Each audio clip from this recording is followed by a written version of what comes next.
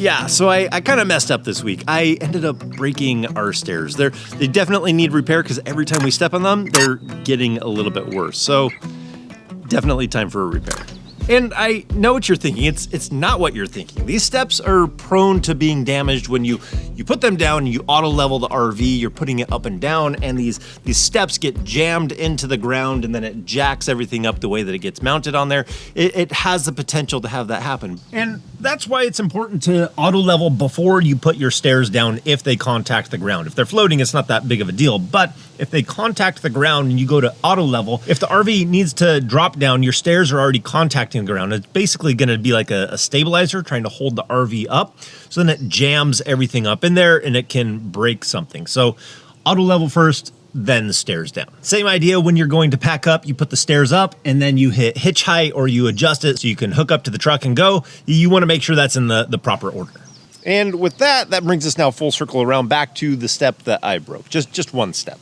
It's actually this step right here. This step is damaged. I don't know if you can see it, but it's slanted down. The hardware in there is bent. This tube is bent. The actual step is bent. It tilts down and it slants down and it feels somewhat unstable. So you might ask, how in the world did you bend that step? How did you break that step? Well, it's rather embarrassing. Maybe I should just edit this part out. But no, instead, I'm going to give you the full high-budget reenactment of exactly what happened, because it's humbling and pride comes before a fall.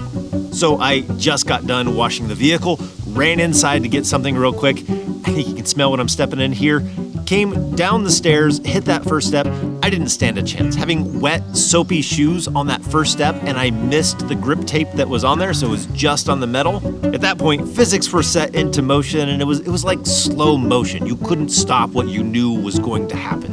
Until finally the slow motion quit, and you come crashing down. You know what amazes me is I was just so fortunate to have the camera set up to be able to capture all that. And the other thing is, the only thing that really hurts is my tailbone. It definitely did a doozy on this step, so now we have something to fix. Now, that brings up three things for me. Number one, there are things that we can do in this area, upgrades that we can do to make it just a little bit more safe. And number two, I think a lot of the RV industry is somewhat of a throwaway industry. Like, there's a problem with your AC. Just throw it away, swap it out for a new one. If there's something wrong with your fridge, just throw it away, swap it out for a new one.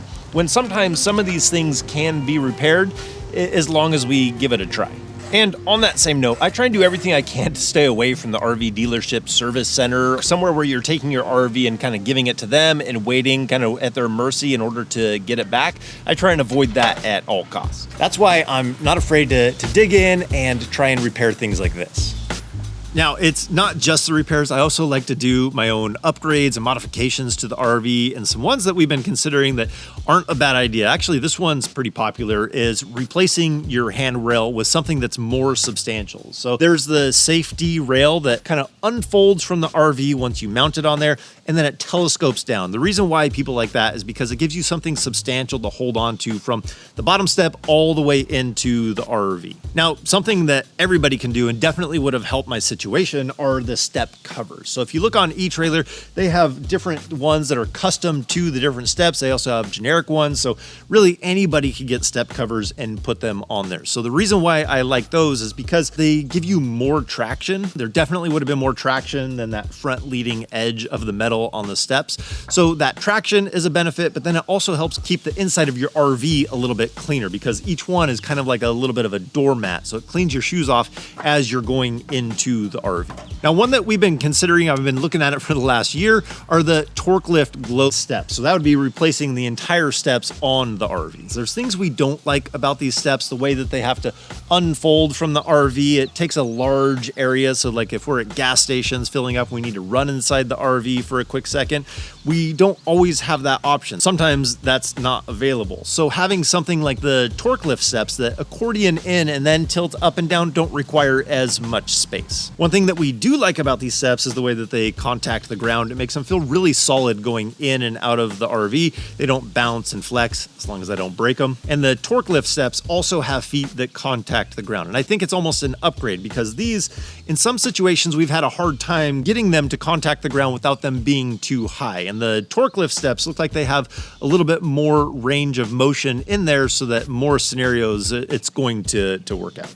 So those are 3 options of upgrades that we can do in this area, and I highly recommend eTrailer for 2 reasons. Number 1, they have a really good selection in these areas. When I was looking at the stairs, I didn't realize how many stair models are out there available for us to be able to swap to. Number 2, they usually have really good information on the page. So if you wanted to see the install video below it or a video of the details around it, it can give you a good idea if it's going to work for you and your situation. So good information just on the page. And if you needed to ask a question of how do I need to measure to make sure the steps are going to fit my RV? Will these steps fit my RV? They usually do a really good job of answering those questions to help you narrow down exactly what's going to work for you and your situation. So definitely a good resource, and especially when doing upgrades like these specifically. Links, of course, will be down below. Now on our stairs, I just want to weld a little bit on that steel tube that the stairs mount into to shrink that hole just a little bit.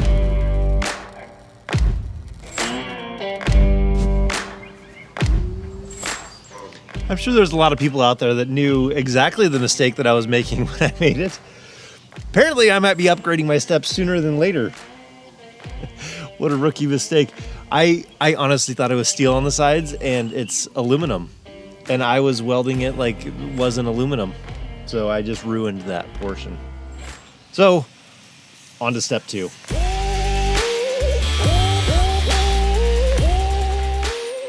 When I broke the steps here, I thought I had buns of steel, but no, I'm a lightweight, just buns of aluminum. I usually try and do so much better than this.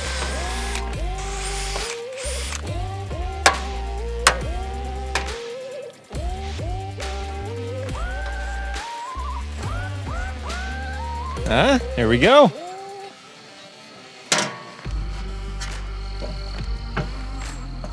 Feels good.